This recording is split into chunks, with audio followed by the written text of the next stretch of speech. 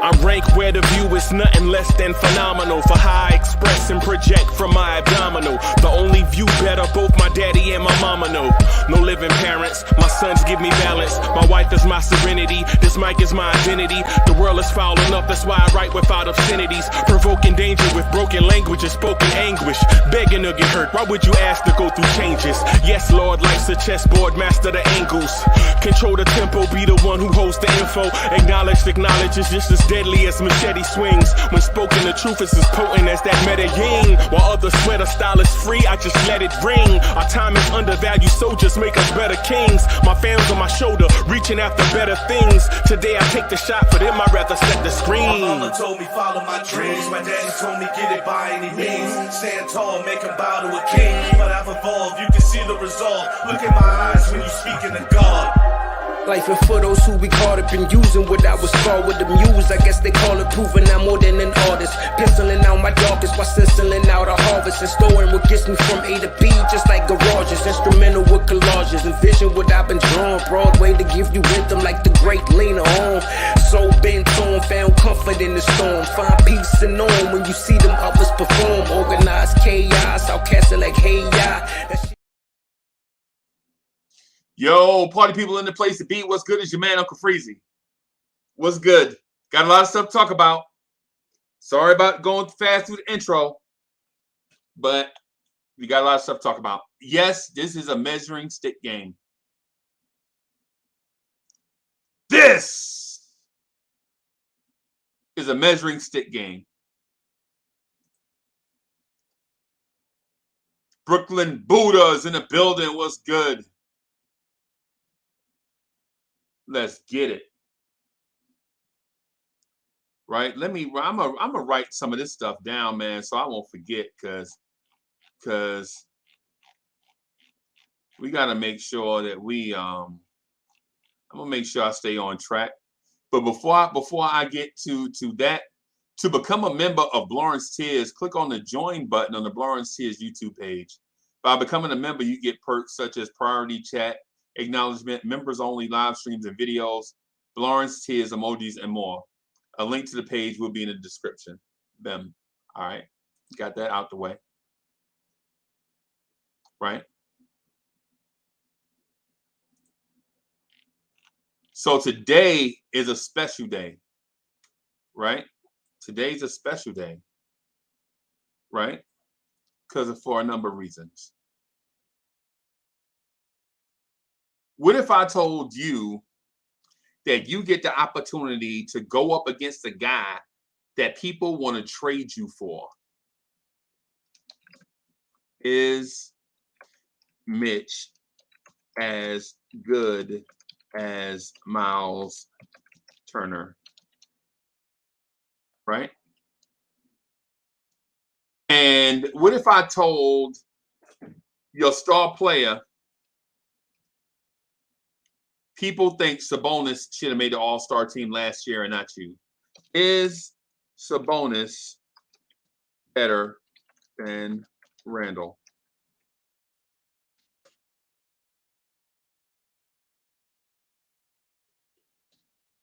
What if I told you that Tom Thibodeau is a good coach, but he's not a championship level coach? And that Tibbs is on a murderer right now. Tom Thibodeau is on a murderer's row of coaches. The last coach he played or coached against, Nick Nurse, won an NBA title. The coach he coaches against tonight, Rick Carlisle, is a championship coach. And then Friday,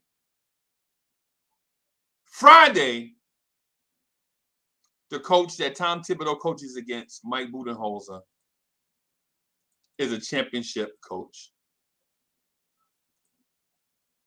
Tom Thibodeau has to coach against 3 championship level coaches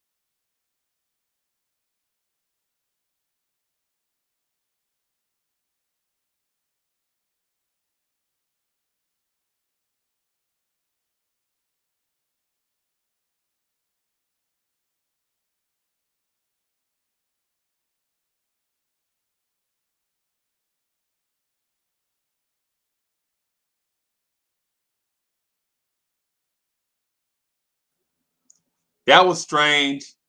I'm back. That was strange. Internet blip, the Matrix. But yo, tonight's a measuring stick game. What if I told you that Mitchell Robinson or that the Knicks had been wanting Miles Turner for a long time, and Mitch would have been in the trade to get him, and Mitch gets his chance to play Miles Turner? You think emotions will be high in this game? Because if Mitch heard the rumors, if the Knicks heard the rumors, I do believe Miles Turner may have heard those rumors also. Y'all want me? Come get me.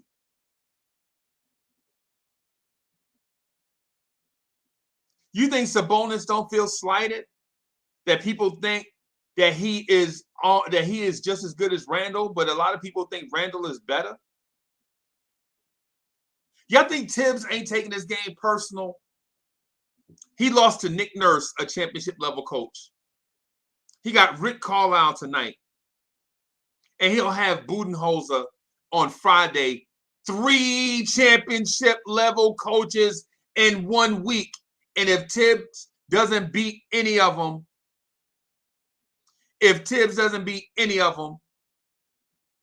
then it'll be an indictment on Tibbs.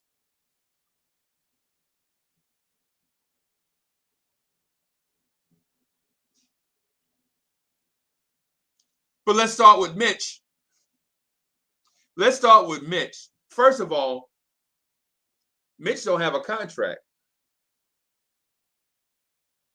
Mitch don't have a contract for next season. And the negotiating, the power in the negotiation may go to Mitch if Mitch can prove that he is better than these guys that he's facing. Right?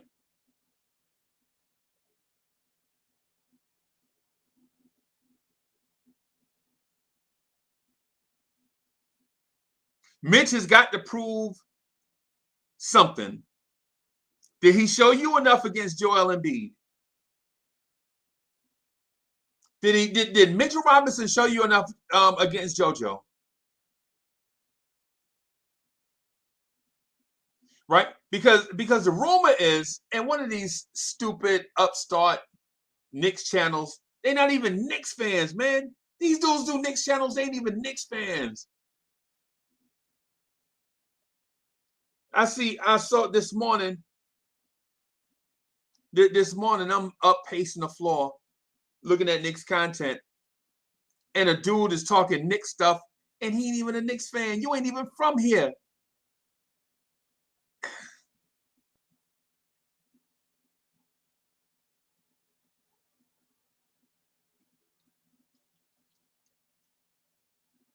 That's one matchup to watch. Mitchell Robinson versus Miles Turner. Mitchell Robinson versus Miles Turner. Watch this matchup tonight.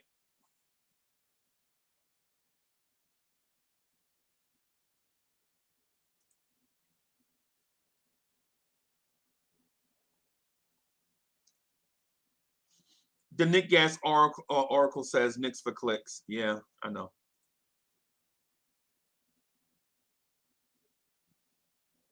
Watch this matchup tonight. Sabonis versus Julius Randle. There's something also there to prove. Something to prove there also between these two all-star level power forwards in the Eastern Conference. There's something here to prove.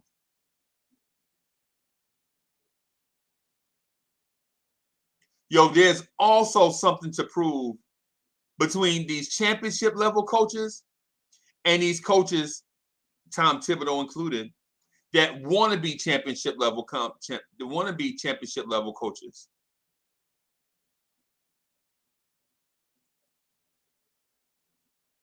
It's a lot going on tonight.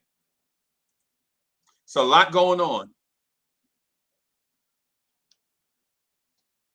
So I'm going to search for the inactives for the Pacers versus Knicks.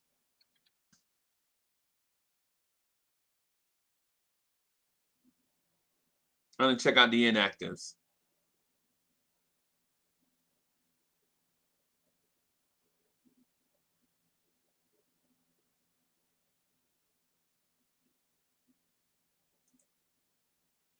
Okay. Okay, so the projected starters tonight are Malcolm Brogdon, and for the Indiana Pacers, Malcolm Brogdon, Chris Duarte, Caris LeVert, Domantas Sabonis, and Miles Turner. The projected starters for the Knicks: Kemba Walker, Fournier, Barrett, Julius Randle, Mitchell Robinson. The Pacers have Brogdon, questionable, Jeremy Lamb, doubtful, Isaiah Jackson out, TJ Warren out. The Knicks have Nerlens Noel, questionable.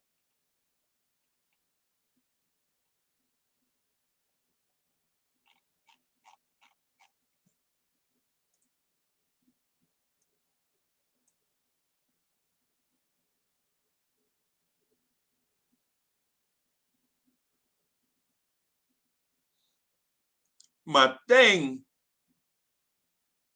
with tonight's game is this. There are a lot of people with a lot of things to prove.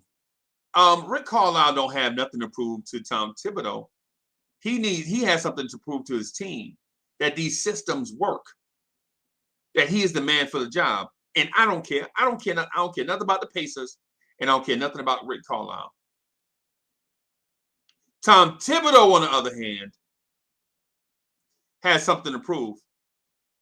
Because Tom Thibodeau can't keep losing to these championship level coaches, head coaches. Because at some point, the Knicks fans are going to catch on like, hey, Tibbs can't get us over the hump. This game is important. This game is important. This game is important because Tibbs can't keep losing to championship level head coaches, or we are going to start questioning Tibbs. Are you going to start questioning, as a Knicks fan, are you going to start questioning Tom Thibodeau?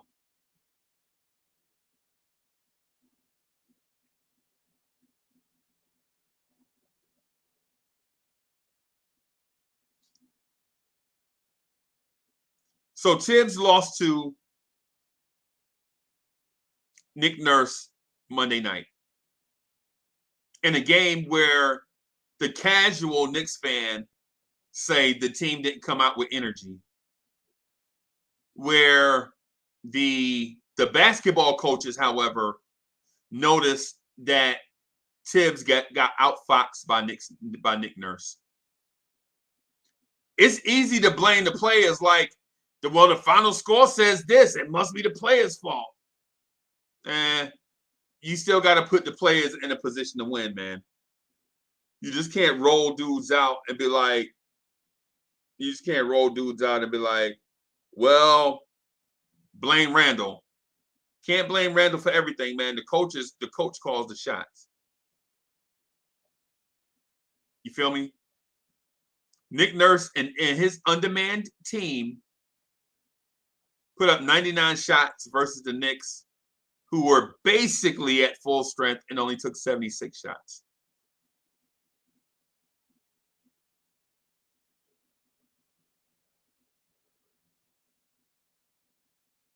Okay. So Tibbs tonight plays against another undermanned team. Another undermanned team, a lot of injuries. I just spoke to him just a few minutes ago. I mentioned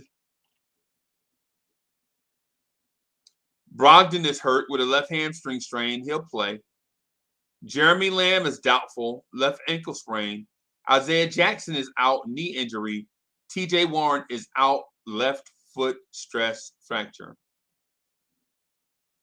Nerlens Noel is questionable with a sore left knee.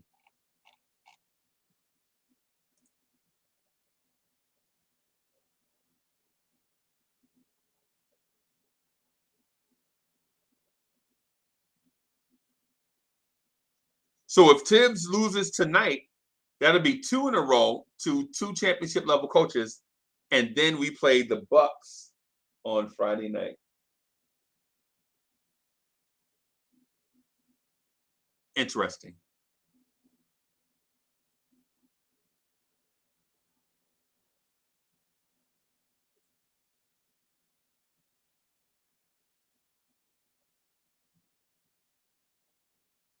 Right? Let's do this. How comfortable are y'all on your Knicks meter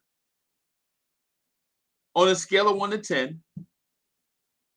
How comfortable are you in saying that the Knicks will win tonight? Throw your number in the chat. How comfortable, on a scale of 1 to 10, how comfortable are you saying the Knicks will win against the Pacers tonight? On your scale of 1 to 10.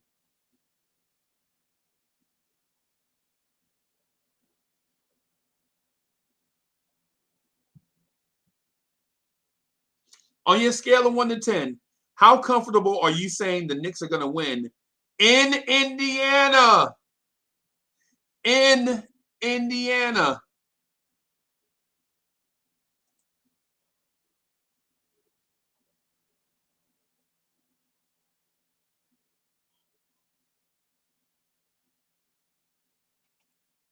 Okay, I see a 9, a 10. I see a 6. I see another 9, 10 plus, a 6, a 9, an 8.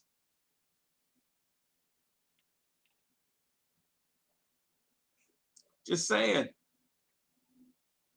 I'm just saying, man.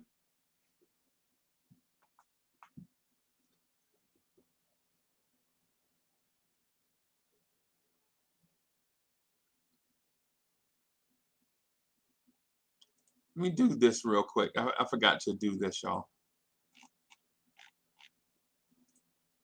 Remember, you can message the show. You can message the show, 843-917-7051. If you send something dope, I'll put it on the show. If you send something whack, it'll stay in oblivion.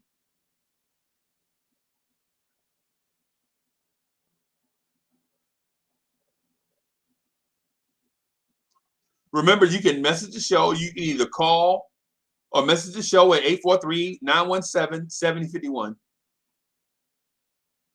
Text the show. If it's dope, I'll put it on the screen. If it's whack, it'll stay in oblivion. Right? How desperate are the Knicks at this point to get a W? Do the Knicks need this win in order to keep momentum?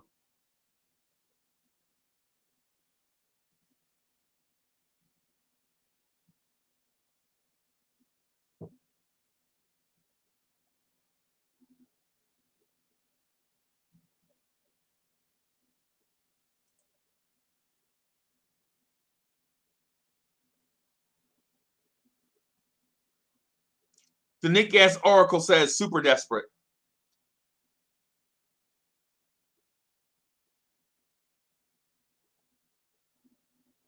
Pudge Knight says it's a must win. Right? I'm not really sure. I didn't come here today with a specific thing in mind. I did a lot of research. And I wanted to pass this data out to y'all so that y'all can make your own choices and your own decisions. But yes, Tibbs is coaching against 3 coaches in a row that have won NBA titles. Nurse, Carlisle, and Budenholzer.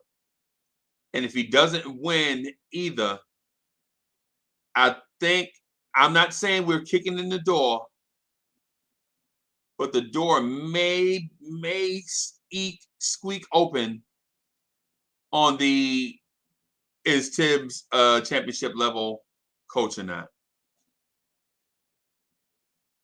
And if he's not, then what are we doing?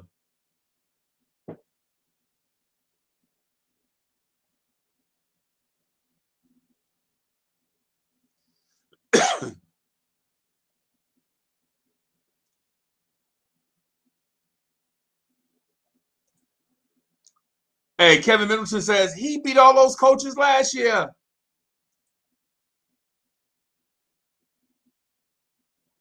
Okay.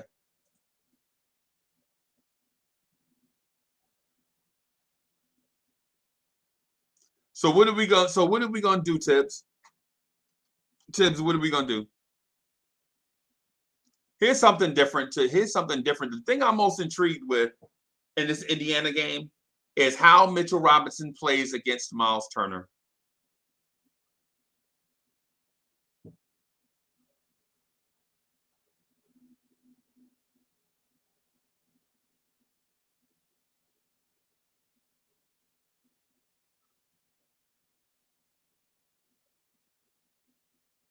How Mitch performs against Miles Turner.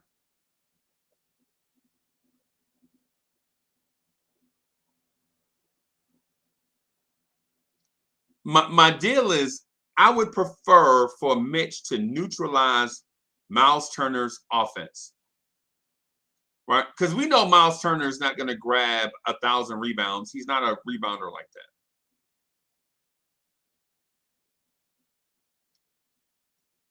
Ideally, Miles Turner would lead this game with 12 points and 6 rebounds. Something that he's used to getting.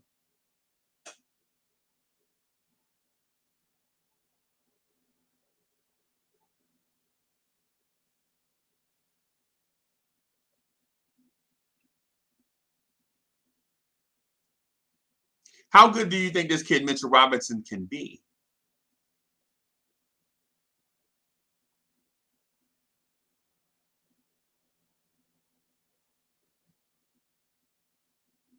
So in my opinion, I think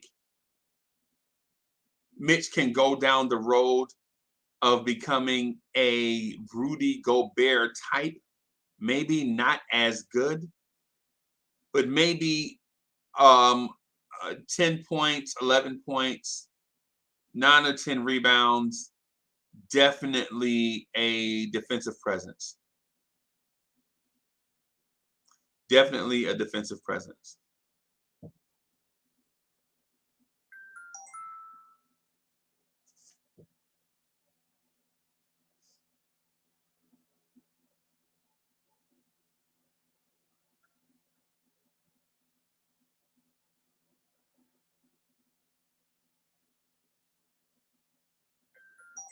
What do you think Mitchell Robinson's ceiling is? So what's Mitchell Robinson's ceiling?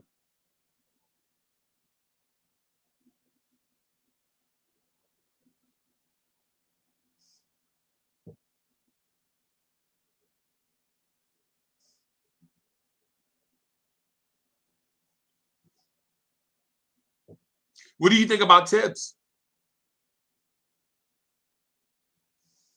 If Tibbs loses tonight and loses Friday, do we have a conversation? Is it Tibbs?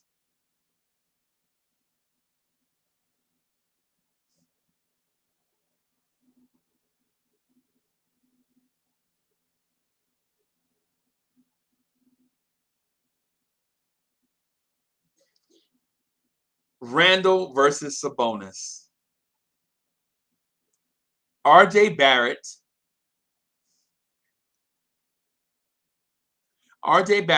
versus Chris Duarte and Caris LeVert.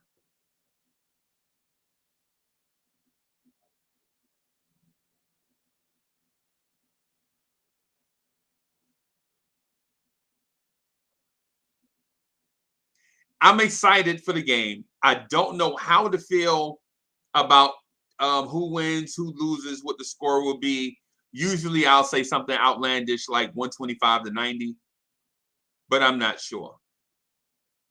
And I think I saw someone say that the Pacers are favored in this game.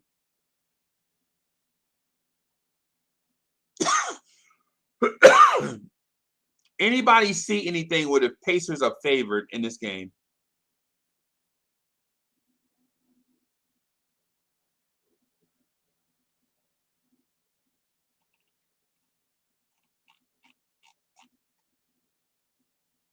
Let's see if we can find it. Betting odds.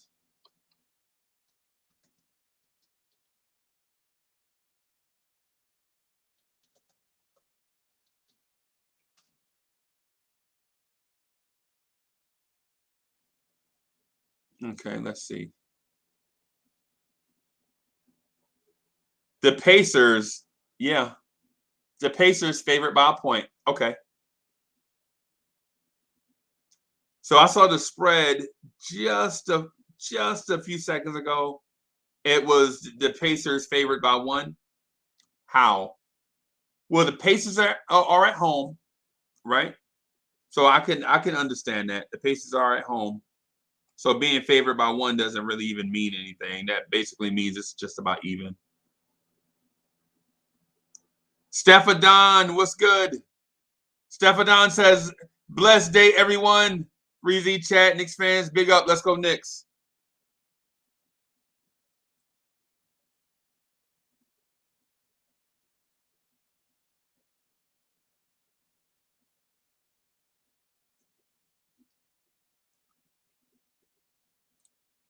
Let me throw this thing here.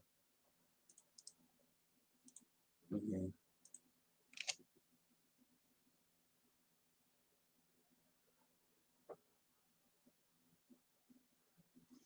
That is true, Freaky. Freaky was like, we already beaten good teams in their house already.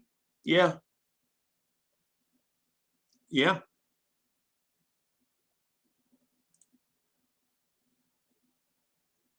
This thing with Tibbs is concerning me. The more I sit here and think about it, the more it's concerning me. Tibbs, what are we going to do? We snuck up on teams last year. We caught a lot of lucky breaks last year. Tibbs, we're not in empty arenas. We don't have protocol lists full up. Team, we not facing. Hey, Tibbs, you're going to have to do something. You got to show us. You got to show us something. Tibbs, you're going to have to show us something because the circumstances are not the same as they were last season.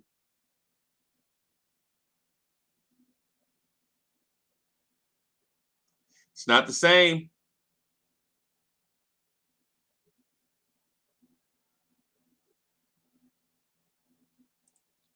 So Half Nation says, only you, LOL, because you grasping for anything for content. Hey, thank you, Half Nation, for joining us, man. We appreciate you. What you got to say, Half Nation? You got anything else? Half Nation says, Coach of the Year, I don't think he has to show anything in November. Yeah, Half Nation, yo, you can't, nah, man, you can't do that. Because these games in November count. These games in November count.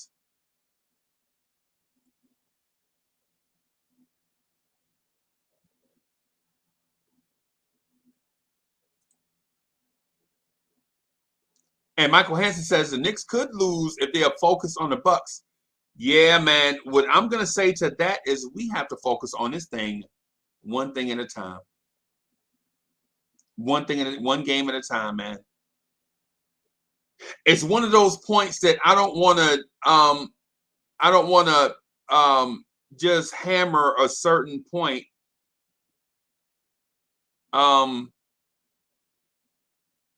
Matter of fact, I ain't even going to get to. So, John, still Knicks fans, what's good? Peace and love and harmony to the Knicks Nation. Salute to Uncle Freezy in the chat. Loving the energy and perspective. Bim. 10. Bim.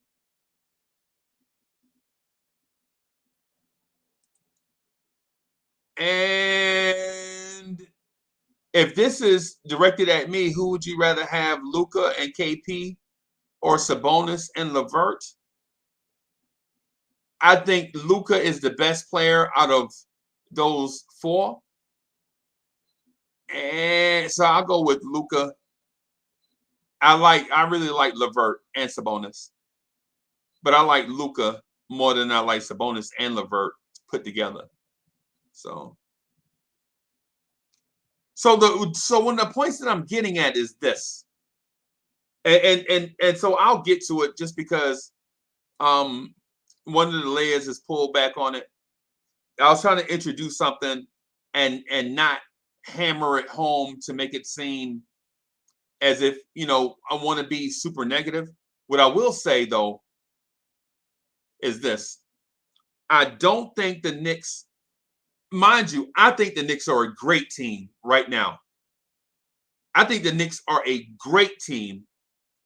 And I did a live stream a few days ago about the great equalizer, right? Like, I feel like what the Knicks have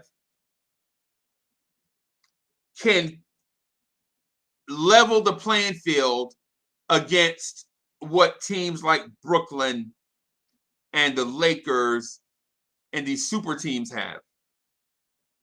I feel like if you have a defense that can show up, right? I feel like if you have great defensive potential, because right now the defense is not great, but the potential to be great is there, right? The potential for our defense is there. But what we also have is three-point shooting. We play the Lakers, LeBron James drive down the lane, dunk 3 times. That's 6 points. RJ Barrett, Julius Randle come down and hit threes back to back. Guess what? That's 6 points.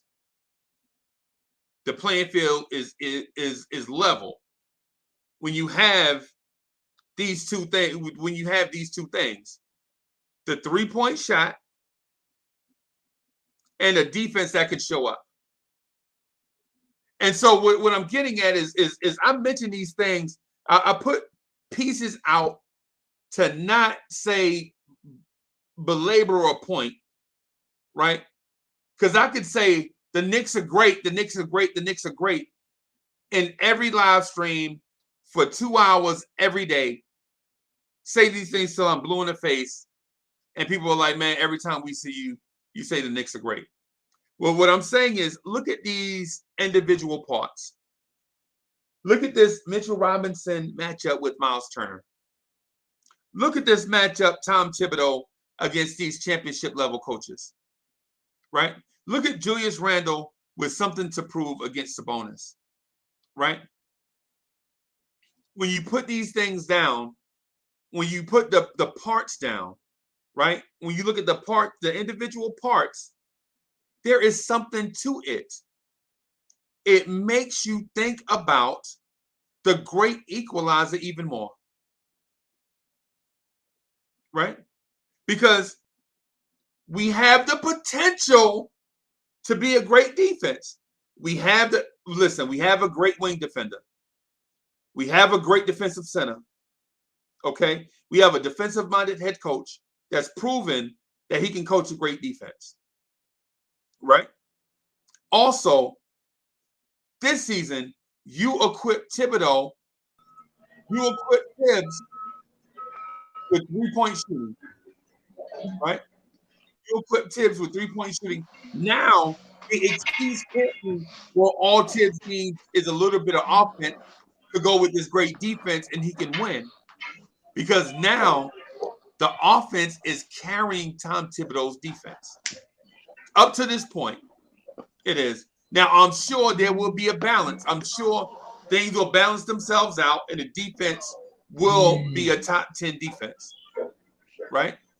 Because at the beginning of the season, we were saying, oh, we're definitely a top 10 defense, but will we be a top 10 offense? Right now, we're number 2 in offense. Free Keith, what's good? What's the Dillons? What's the Dillons? Uncle Freezy and the chat conglomerate. What's good? No morning, brethren. What's good? What's good? What's good? I see you, chat. Get them likes up, yo. I,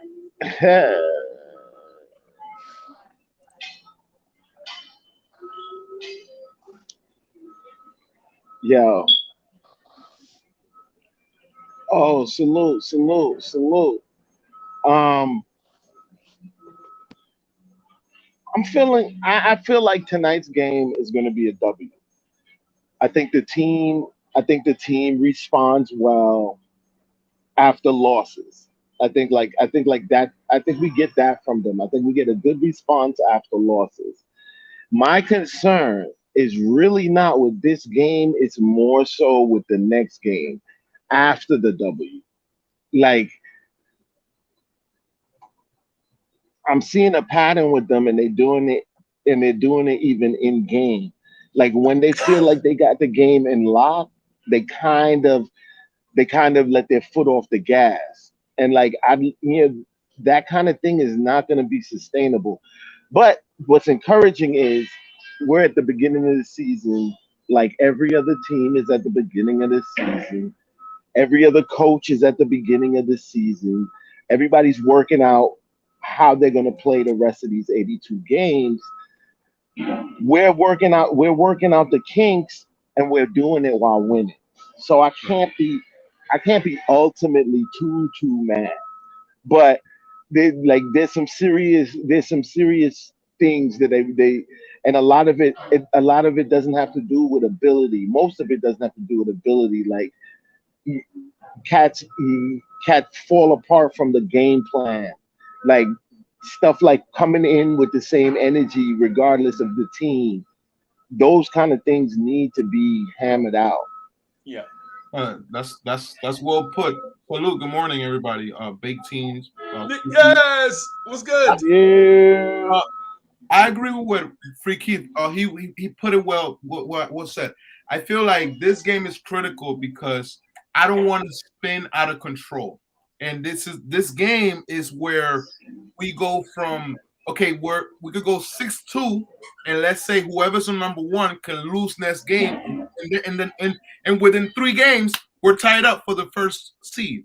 But if we lose, we're in a situation that we're facing a Bucks team going 5-3.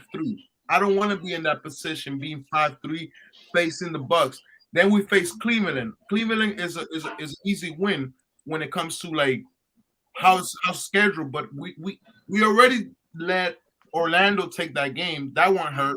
The last game, we literally saw a team that showed us the potential of having a 19-point lead, but it took the second quarter for you to lose the lead. That was so disrespectful because I think going back to what you're talking about, Tibbs is getting out coached by a different class of coaches. I understand your point. Tibbs started with with the 90s Knicks and with the Celtics back in the days. As a coach of his own, he hasn't really won anything. He's 25-36. So as a Knicks fan, I understand why the fan base is going hard on Tibbs, is going hard on Randall, because this year I'm not looking forward to making the playoff. That was last year. That was the goalpost last year. This year we're talking about performing against the Hawks or whoever we face on, So that I think that's why, although it's November and what was it? I think Homeboy was like, "It's November. It's too early." No, bro. We should be on and taking the lead from the beginning. We should not be waiting for the end of the year, because that's when team actually get like these losses are very pivotal. Like the first, like we shouldn't be losing those games we lost. Right now we should be undefeated. But salute to Free Keith. I agree with what he said. What up, fellas? What up? Keith, Nick What Gas, it Uncle do? Freeze. What it do? What it do? All right, this is how I'm looking at it, man. First of all these games that we playing, especially Cleveland, I don't think none of them is an automatically win.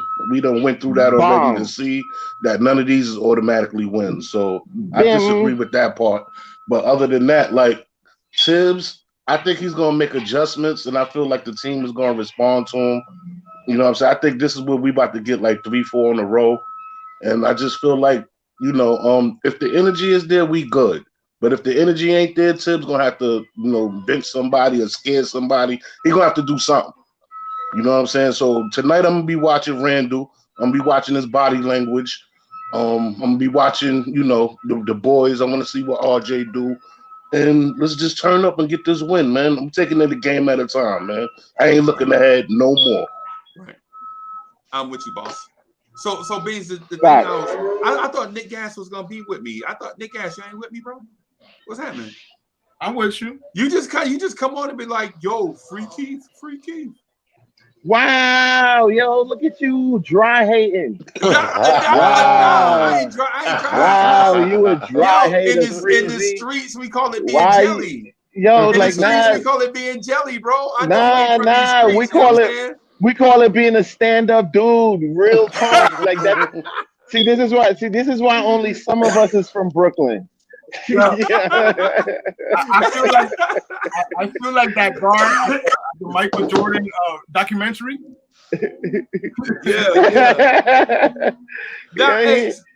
Nah, bro. What I'm saying is I introduce these things like one at a time, not to say I think Mitch is wrong for wanting to prove himself against Miles Turner. I don't think Mitch would be wrong for taking this matchup personally. And Mitch got to prove himself against every center in the league. Period.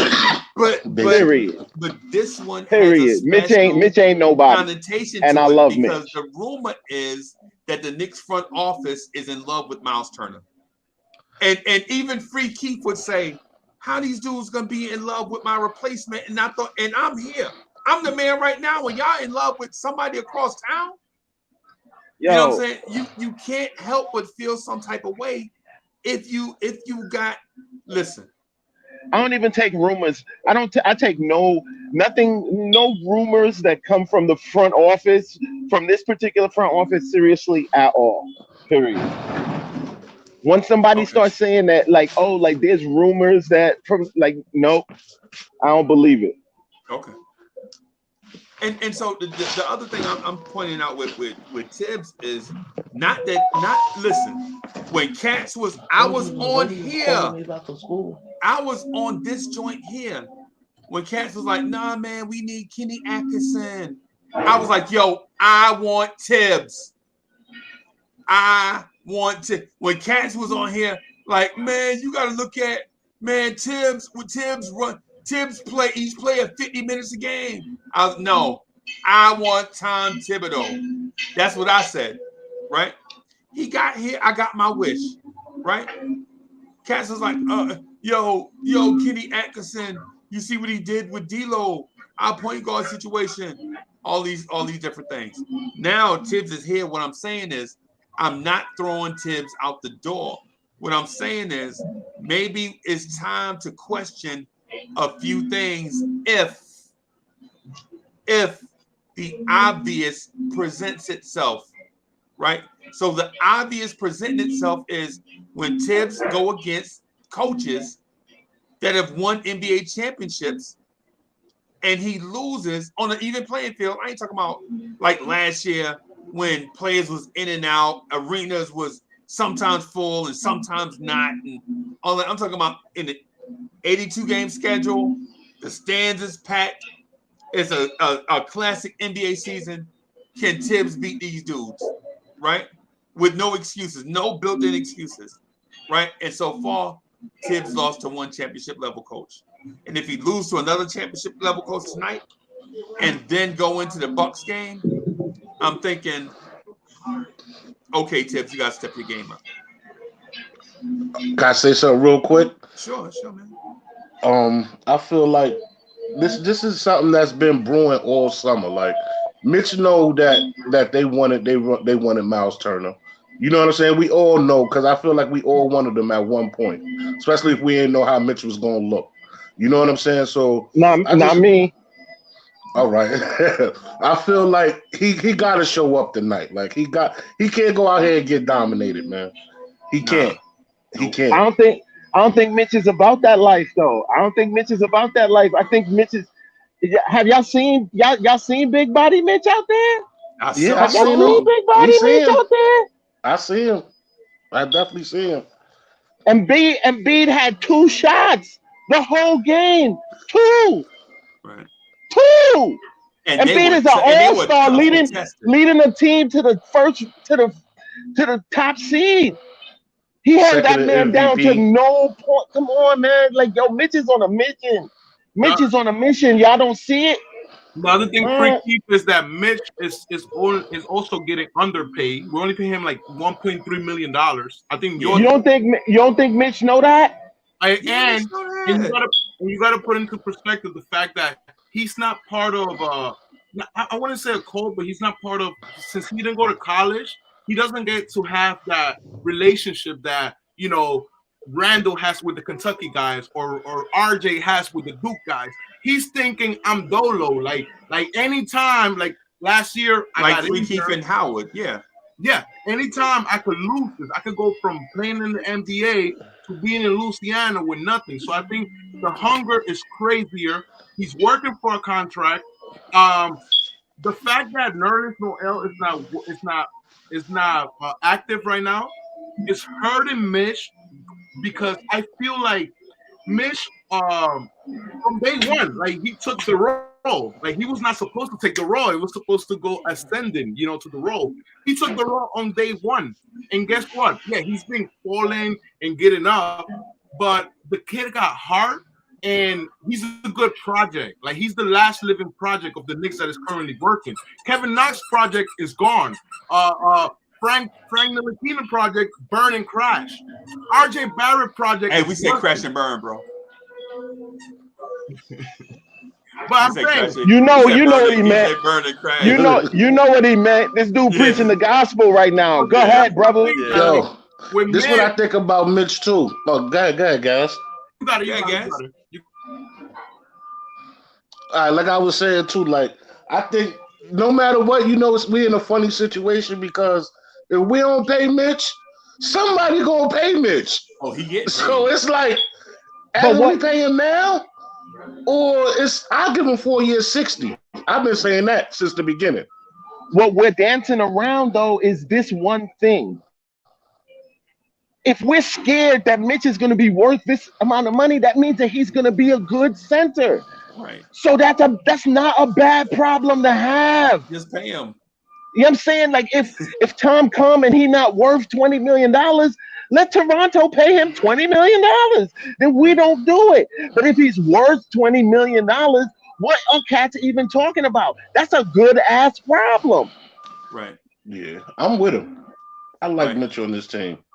Man, Mitch is riding, and that's the kind of project when Katz was talking about, like, we need to do this rebuild mad slow with projects like Frank. No, Frank wasn't the type of project that you needed. Mitch was the type of project that you needed.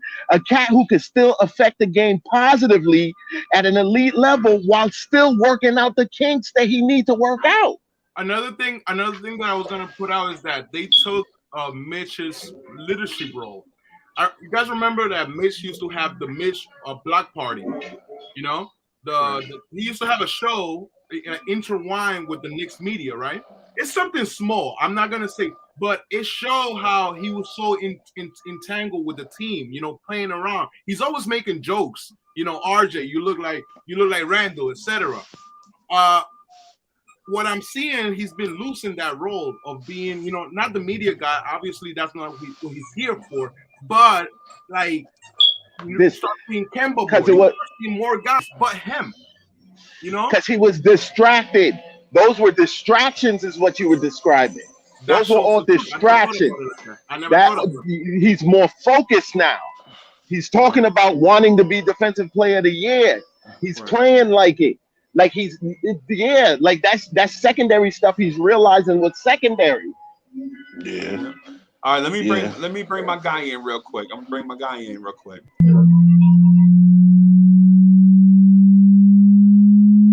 Let's get it. Y'all be spitting with your flows, I'm just podcasting. That's right. On the air every day, I'm just podcasting. You don't know what that mean when I say I'm podcasting. I'm broadcasting these flows with the podcasting. Every day I'm J Boogie was good. I'm podcasting. Good morning, top of the AM, man. How y'all men doing? Yeah.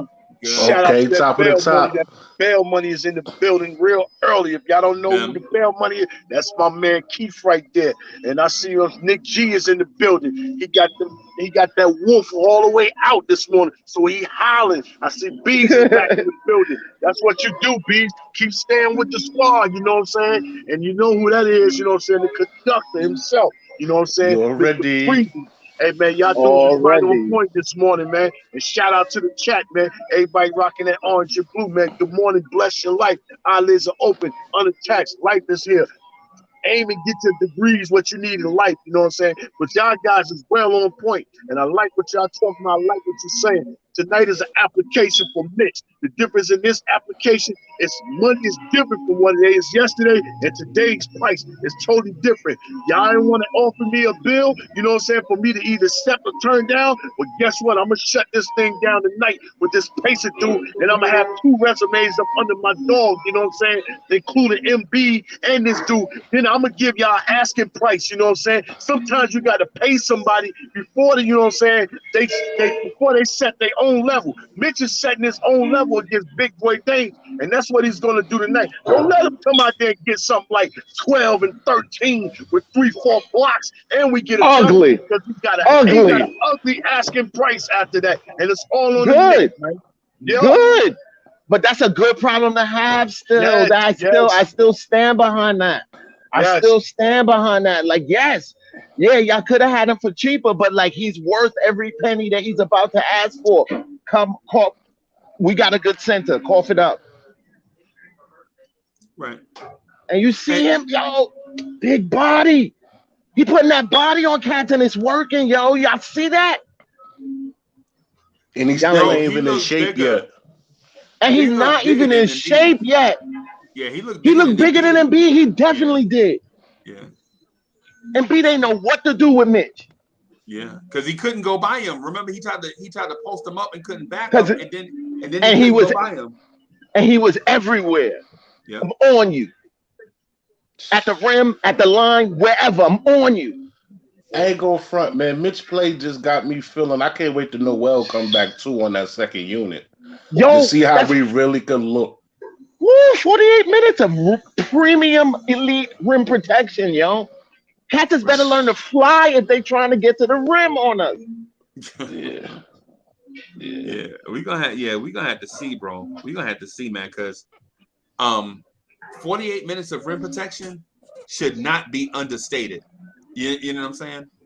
Cats talk about they respect defense, but they don't really respect defense. Right. Fans don't really respect defense because the Cats clamoring like, oh, let's trade Mitch because he don't shoot threes. Like, are you understanding what your primary purpose is from the 5 position, bro? Like, he's giving you elite all of that. If this dude come on, like if God forbid this dude develop a J, the league is in trouble. Right. John, what do you do? Man? What do you do with that? Salute everybody. Yeah. Shout out to you, Uncle Freeze. Appreciate you for having me on. What's up, man? Big T, J Boogie, Knicks. Yeah. What's good, fam? John, what's good, man? How you doing? Good morning to you, brother. We in here, Knicks fans. We in here. Yes, sir. We the business. Hey, good man. Hey, so how'd the show go? Did y'all tape yesterday? Yeah, we taped. We're normally taping on Monday, so we capturing our shows on Monday, and we airing them after Queen's Court. Under the MBK umbrella. You know what I mean? So. Wow. Okay. Look at y'all. We're teaming up. Trying to do it the right way. Yeah, man. Ron and John still Knicks fans, man. I loved it. I think I saw you guys together. I see you guys together. Hey, John. We did Knicks buzzing recently together. Okay.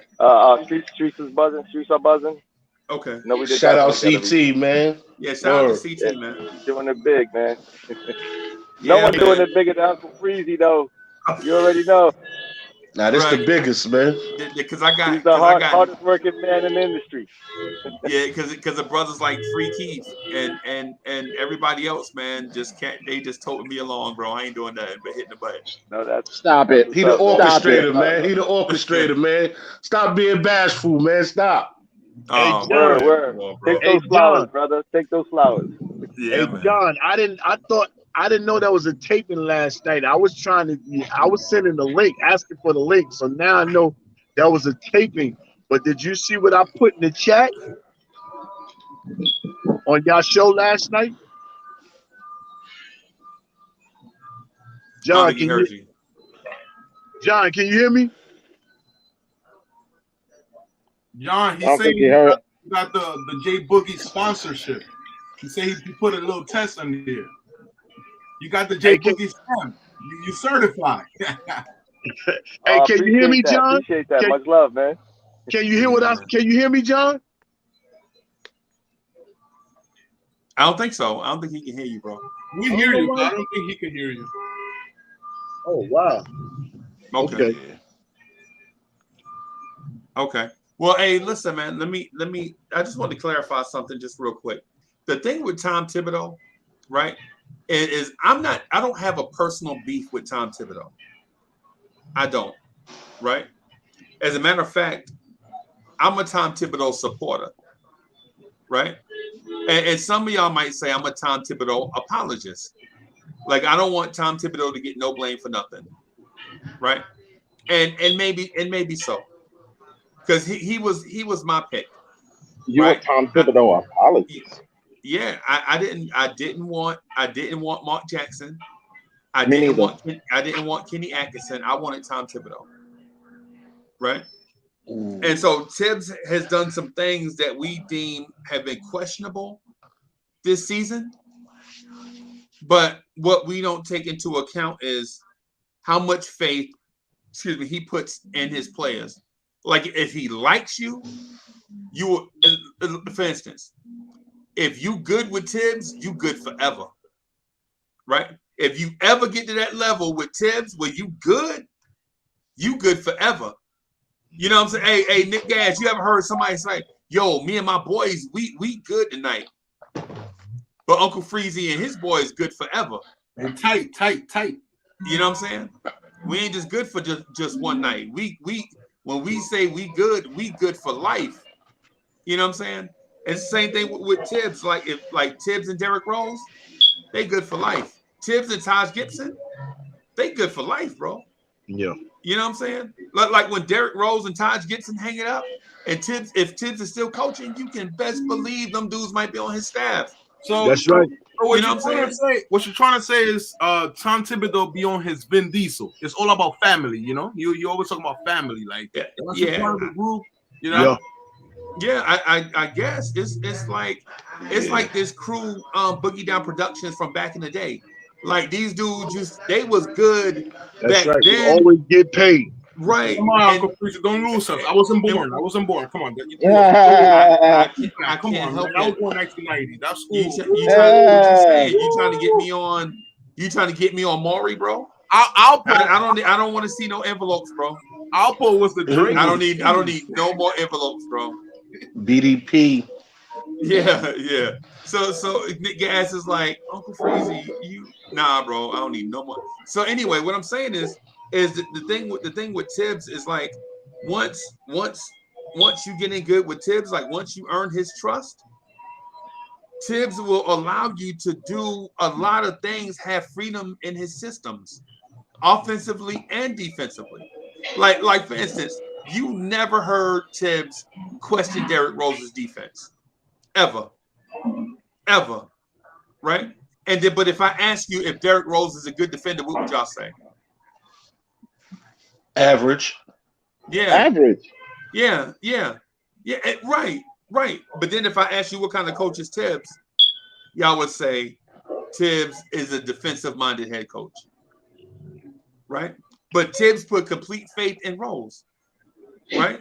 The same thing in Taj. So the point I'm getting at is some of these guys that earn Tibbs' trust, Tibbs gives them carte blanche. And I'm thinking that Emmanuel quickly is going down that road of being one of those dudes that's going to be good with Tibbs. You know what I'm saying? Now, is it true? I don't know. That's my belief in this small sample size. This 70 plus games they've been together. You know what I'm saying? You know what I'm saying? Or was it 80 games they've been together, whatever. You know what I'm saying?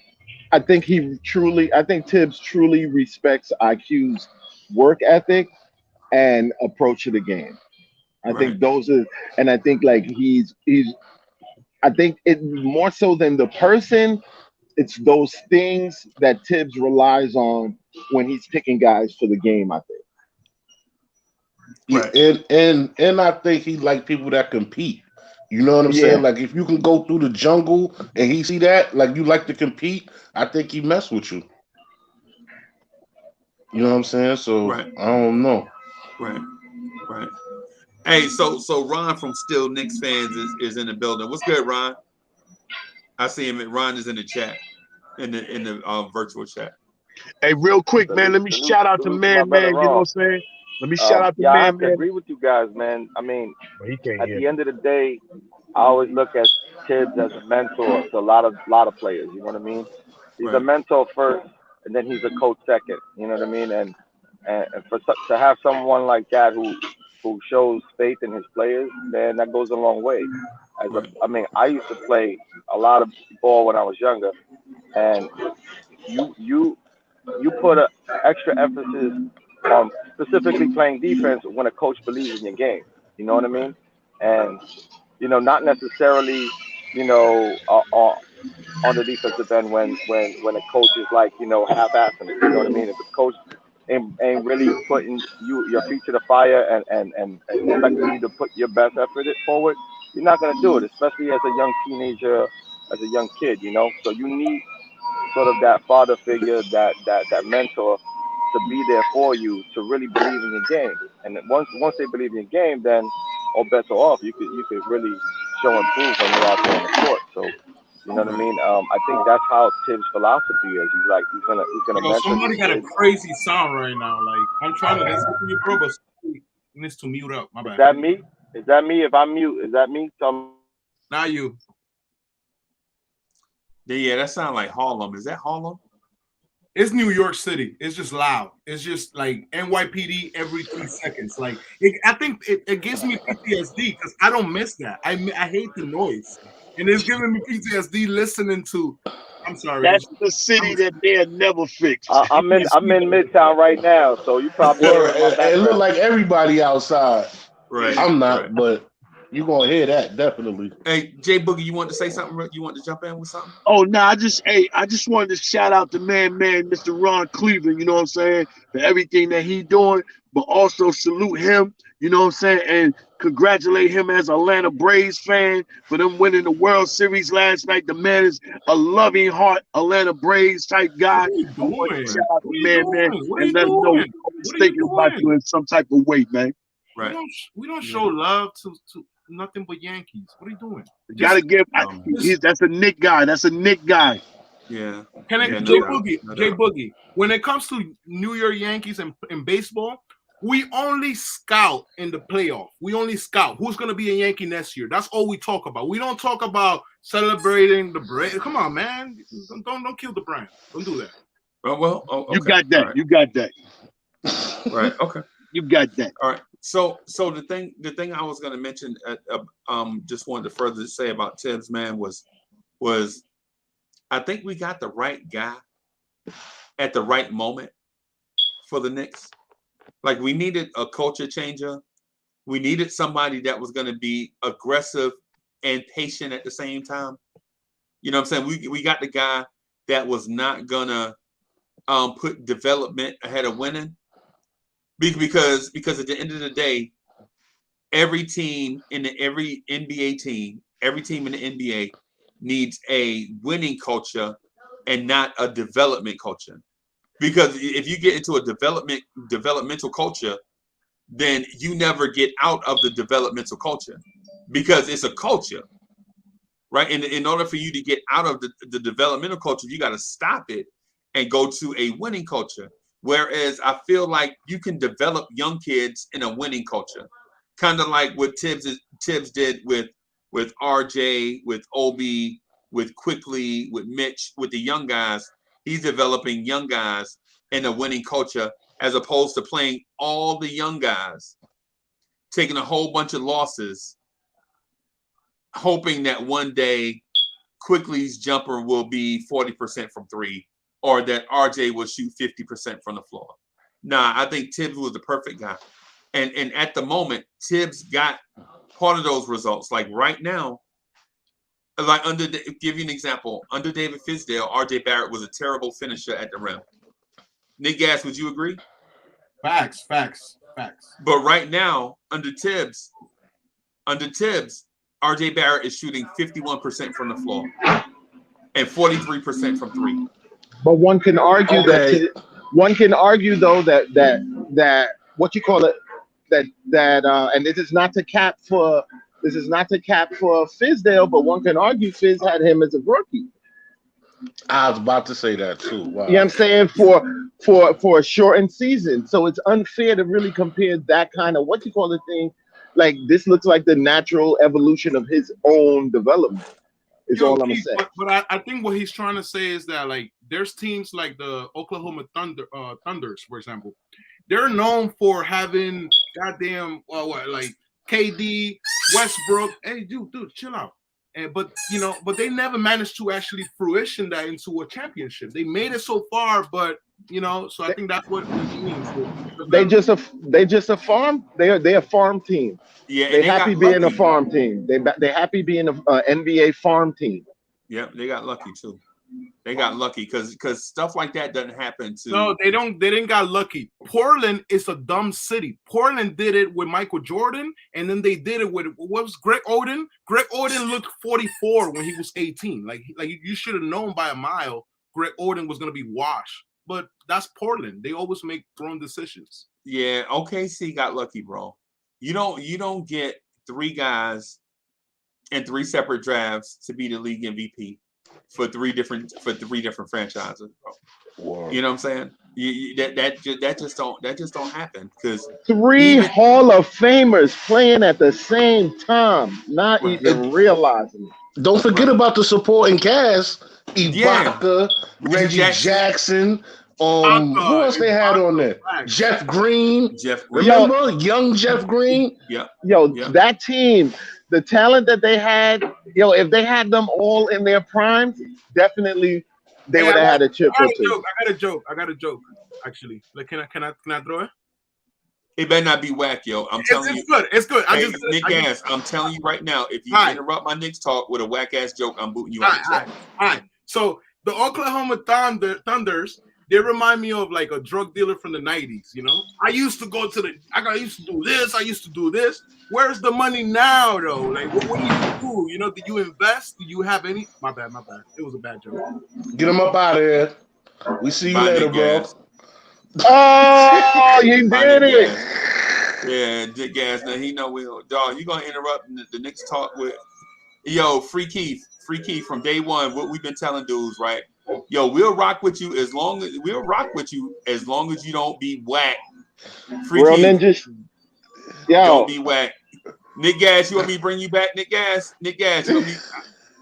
Nick Gas. Bring my guy back, man. Okay. Bring my guy back. Bring my guy back. I didn't figure out the landing. I flew in the sky, but I didn't figure out the landing. My bad. As long as you don't be whack. You gotta nail the landing, bro. You gotta nail the landing.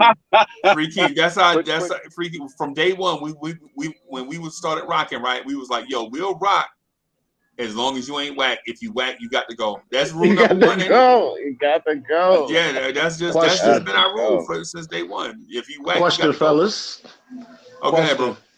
Is Tom the one to get us over the top? And then what trade do we need for the trade deadline this year? Damn, y'all being ready? Yo, yeah, we did. It's like game 7, man. Like, can we Can we Which I just can't. All like? right, let me ask y'all a Can question. we just like damn man, Let's like answer the the first Knicks, one first. the Knicks just started being good. Like damn, yo, like This can is we? the stuff we gotta look at. This is what we And gotta look at. Yeah, a deck of cards, That's 52. early though, Bobby man. Better 30 now than games later, in, man. right? son. Like game So 10 even? We can't wait till game 10. Like we right. already at like, is this the dude to bring us to the chip? Like, yo, like All damn. right, let me ask you a question. Is it Well, obvious that I'm we a need another wing defender? Yo, yeah. the team could always get better. As much as we love this squad, there is no such thing as a perfect squad. So Right. yes, the answer to your Right, question is right, yes. But also the right, question to your question is who? Basically. right. That's the question. These are that the who's of it all is the real question. We could need whatever we need to get better. Who, Right. yo, who? Right. Right. And Bro. who's gonna fit that mold or fit that role for us? Because the reality is not everybody's a good fit. You know what I And mean? who's Right. available? Who's going to be available in what capacity? Is it? Are we waiting for disgruntled stars? Are we trying to go aggressively to trade somebody who might not have been on the trading block? Like yo, like what? Who? I ain't gonna lie. I think it's two swings we could have took last year that could have planned out for us, but we didn't even swing. I think we should have took that swing on Kevin Porter Jr. before he went to Houston. Okay. I think we Okay. should have snatched him up. And Okay. I think we should have took a swing at Eric Gordon before he went to Denver. What y'all think about that? Aaron Gordon. Yeah. Eric Gordon? Aaron Gordon. Aaron Gordon that went to Denver from Oh, Aaron. Orlando. Aaron. I mean, he's I. I'm not. Uh, I, I don't I Aaron, know. like the Like Porter. I Aaron like was the gonna, Porter. Aaron was Not gonna so get an much. I'm not RJ that Bridge. high on Aaron. You the not that high Porter out one. Aaron? The Porter Not one, because I he don't play no defense. understand. Yeah, like he's just not an inspiring basketball player to Not me. Like because I look at I it know, what I they know he's gave up alright, for him. but You know what I'm saying? It was real cheap. You know what I'm saying? They got Kevin Porter for a second round pick. Kevin Porter's something different. I think like that was more like a culture fit. I think Yeah. decision. Like yeah, there's good players out there that, but is every you know what I'm saying? You don't want somebody to come in and like yeah, they're good, but they're kind of cancerous to the overall thing that you build it. Right. All And right, I like understand that. I understand so that. like But think about you it. We got you Tibbs rolling the there. dice. So what? That don't mean that don't. Why would somebody want to get a problem? Like You're, cats keep you're not, saying like, oh, Tibbs is there, he could fix that. What if he can't? Now you stuck with a problem, and it We are affects your stuck with whole the team. Like problem. why make that bet if you don't need to make that bet? That sounds like old things. Like we not old I Knicks, we new Knicks. I understand Like that, but sometimes you gotta take a swing, man. Sometimes you gotta yeah, take a swing. yeah, but he ain't Jordan, so he's not the one I'm swinging for to bet that he. You know what I'm saying, to bet the culture on. Yeah, All right, so let me you ask you you this. you you swinging for the right person, I should say. Like So you you rather make the swing bets on the high? right. You rather swing high and give up more, or you rather swing low at possibilities getting something? You know what I'm saying? Like, Oh because I no, think we could have molded him. I think we could have molded him. I you like gotta value, swing but big. look, I like value. So like Hmm. I tend to lean your way. Like yeah, if the deal is sweet enough, cool. Like if I could get him for a bag of chips, yeah, I'm not mad at picking him up. But I'm sure that's not the case. So like, am I willing to risk the culture I'm building for this like for this good talent? But like whatever assets I had to give up might have been a better fit for like the longer term of what I'm building. Like you gotta weigh those immaterial parts with your decision. It's not just all about on-court talent. Like these ain't Right. AAU teams. Like these dudes, these are $1 million games, multi-million-dollar games these guys are playing. Right. So Okay, that culture okay. part that you're building is important. These are grown men. They don't have to listen to no coach. They're not kids. So how do you get somebody who's coachable? These things are important, more important than we think.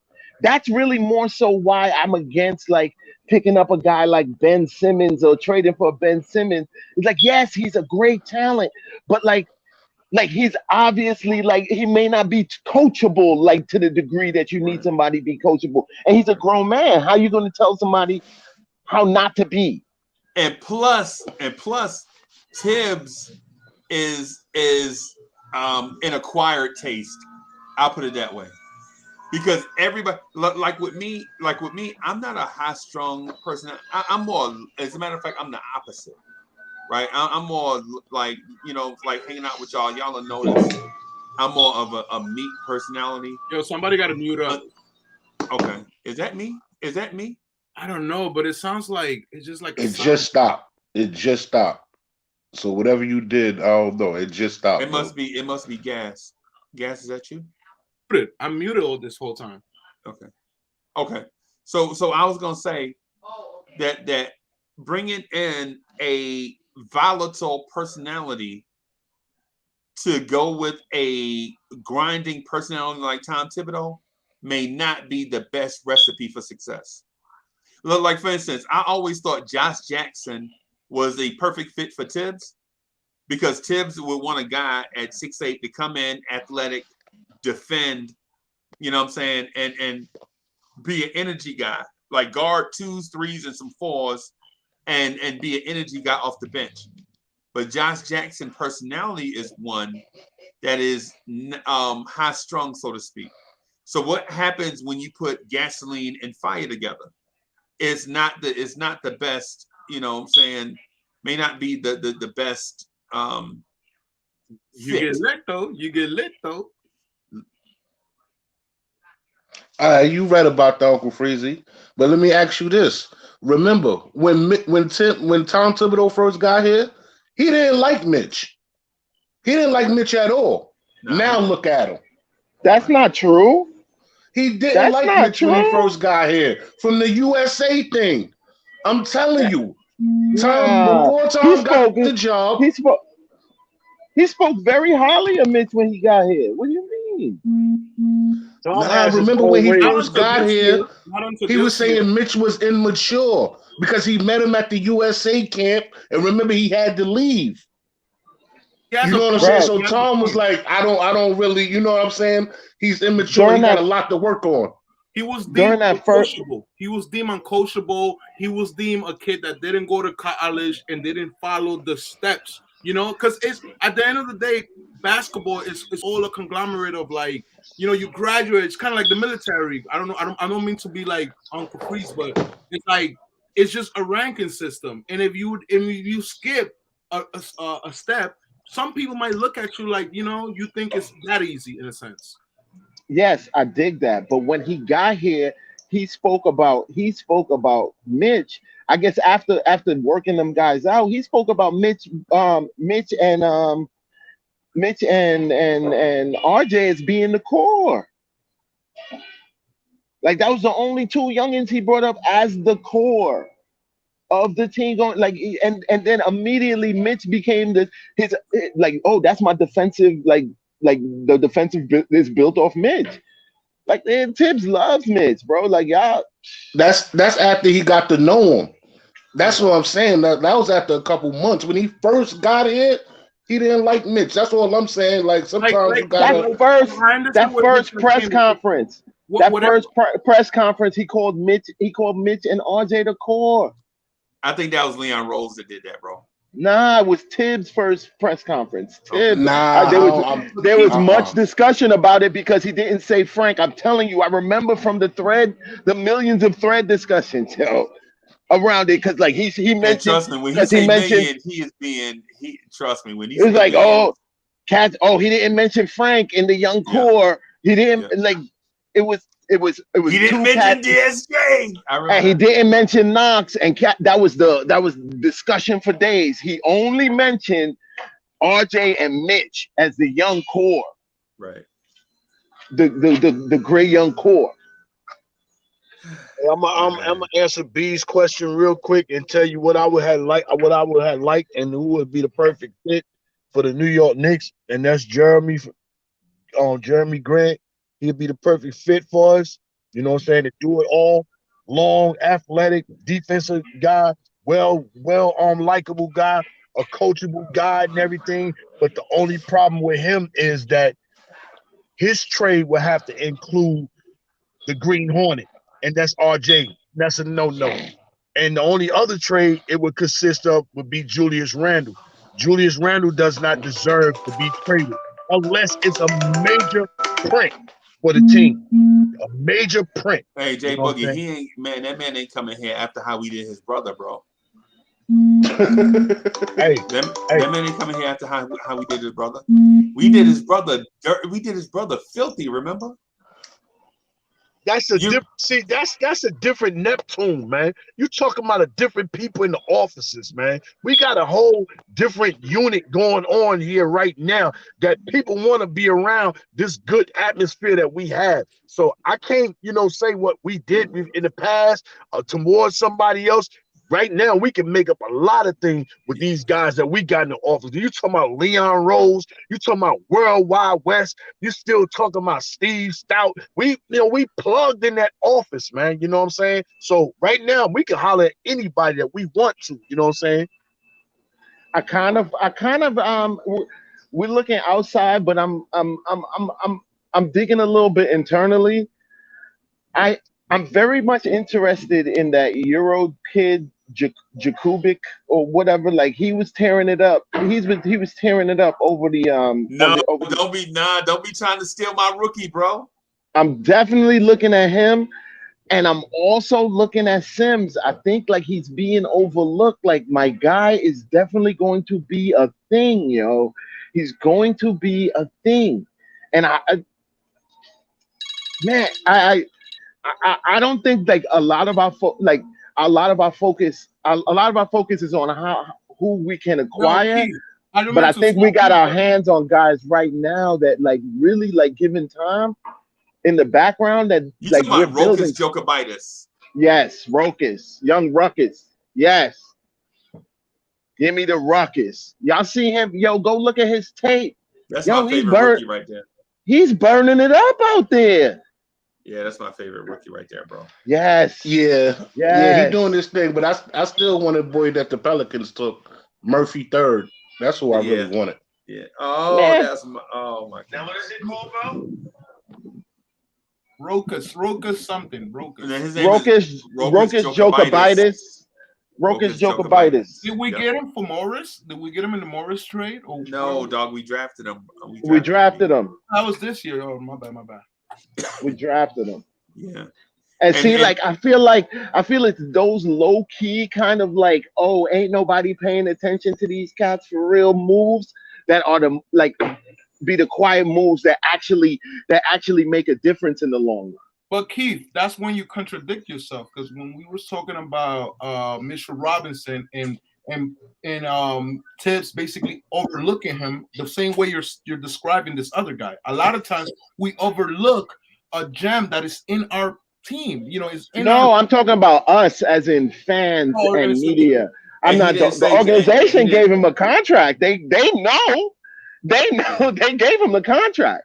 Like, I love that they got stuff bubbling. Like, that's what I'm saying. They got stuff bubbling, and it's like people aren't really talking about it, but these are the moves that actually, like, in the long run, make these little differences that we didn't even know we needed. But I think Luka Vildosa's situation left a bad taste in my mouth. Pause. Why? Like, that's why, like, we never got to see it to fruition. So I don't want to get too hyped up. Well, that was circumstance. He got injured, this, that, and the other. You know what I'm saying? You can't be mad at that. That was circumstance. Plus, Jokovitis outplayed him in Summer League. Word. If Jokovitis didn't outplay Vildosa in Summer League, we wouldn't be having this discussion at all. Because he would have been out of here. Not only was it only Ruckus, it was also Deuce and Grimes outplayed, Vildosa when he had an opportunity to make the team. So for fans, we aren't actually seeing what's going on in practice either. So this is what I'm. It could be showing so much. Feel me? You know what I mean? Like, so you have to take the balance. We gotta rely on Leon Rose and the coaching staff to make those decisions, and we have to live by that and see what they put on the court. Now, if they come on the court and show us different and show that we're not polished and ready to play a season, then we could go back and say, what about this Vildoza move? You know what I mean? We can't go by that. We gotta believe that we got the right people in place, not like years past. And so far they're showing them and improving. Forgive me, fellas, because I'm not hearing Jay Boogie. So when Jay Boogie comes on, I can't hear him, so I don't even know when to eject or not. So just so y'all know. Okay. I got everybody else though. Copy. Okay. Yeah, that's crazy. I just think he got hurt. I'm not gonna say hurt because he was hurt, right? Hurt is sick at the wrong time. Yeah. Yo, just the wrong. Sometimes, a lot of this stuff, circumstance plays into it. Like everybody's mad that we didn't we took Knox over what's his name that had the broken back, Porter Jr. Porter Jr. Right now it looks like a super bad decision. This that, but to tell you the truth, they made the right decision. You're gonna get a guy with a broken back. Was Nerlens Noel's getting a contract extension or getting a new contract while he's injured? Was that also a good decision? Because I think if we know the guy's injured, why are we signing Nerlens Noel? Nerlens Noel has been a no-show for the preseason and for the beginning of the season. So we know what he does. Reggie Bullock also got signed because we know what he does. And he got hurt. He got hurt after the contract, bro. Yeah, he had gotten the contract already. I think Rich Paul knew about this a long time ago. That whatever the what you call it that he had, that wasn't practice with the team. Yeah. And we signed Noel to that money because we owed that man. On the contract with Rich Paul during this decision. It's business. This is a business. You owe him that. Plus, he's worth that. The dude. Y'all bugging out. Y'all be in guys' pockets way too much. He's definitely worth that. If let me tell you, if there is no salary cap, Dolan would be like Steinbrenner out this bitch. You know what I'm saying? That dude ain't stingy. When Katz is talking about these contracts and they're gonna have to trade somebody because Mitch and salary cap and giving. Dude, let me tell you, if this team is clicking and the MSG stock is up, Dolan is not even blinking at that luxury tax. Yeah, not even blinking. We owed that man that money right there. That's why we gave that bread. You know what I'm saying? Because when Mitch went down and everybody was in the chats and all over the place yelling and screaming, talking about, oh man, what we gonna do? Noel can't hold it down. I don't care what nobody say. Noel held that paint down. So when you do good work for the Knicks right now, you're supposed to go back and pay that man. You know what I'm saying? So that's why he got that money. You know what I'm saying? And they act like he broke he broke the bank. The dude is getting paid for the position Money is money, and he's acting like Carl Pavano when he got a contract with the Yankees. Fake injury until the contract is over. I seen that movie before, bro. Are you serious? Nah, we can't do him like that. This dude is a young man in the NBA. You think that he want this to be his last contract? You fucking out. You bugging. Yeah. You bugging. That's crazy. That's a crazy take. That's a crazy take. Crazy analogy. Come on, man. I'm gonna miss out on the rest of my life of NBA money just because I got this little. He's currently in a lockout with his agent, technically. That's his agent. His agent don't got nothing to do with his rest of his NBA career and the millions of dollars he walking out on. You bugging out. Millions. This joint is small change compared to what his next contract could be. Yeah, not to mention the move that he made was with the CBA, not with Rich Paul. So what he got in litigation is completely separate from his current contract. So. He's definitely not trying to. Leon Rose people? Nah. Meaning, he's a part of the CBA. So he left Rich Paul on that bad deal, and that's kind of why the lawsuit's happening. So right now he made the deal under the CBA. You know what I mean? So that's how he got his contract. So he's got money, but I think.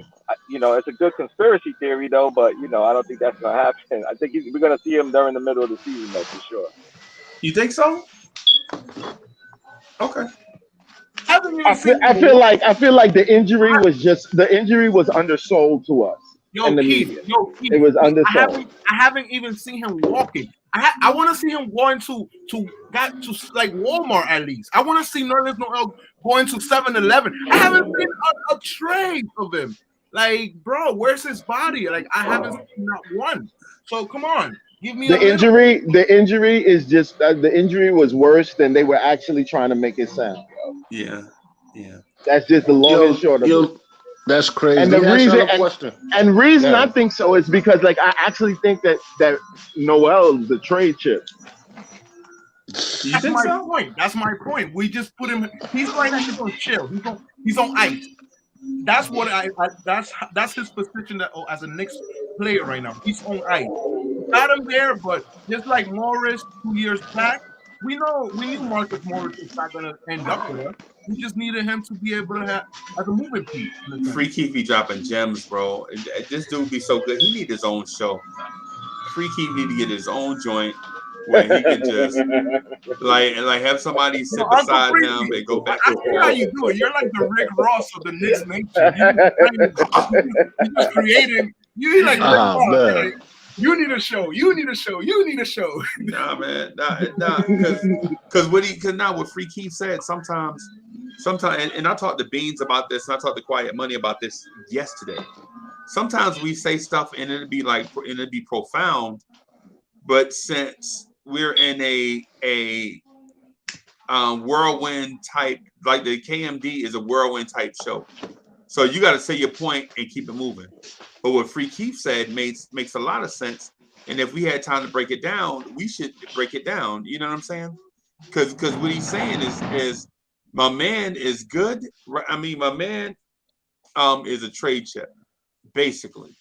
You know what I'm saying? I don't know if they taught him about being a trade chip. Thank you, baby. Or if they talk, or if dude find out on back channels and just like is milking it. You know what I'm saying?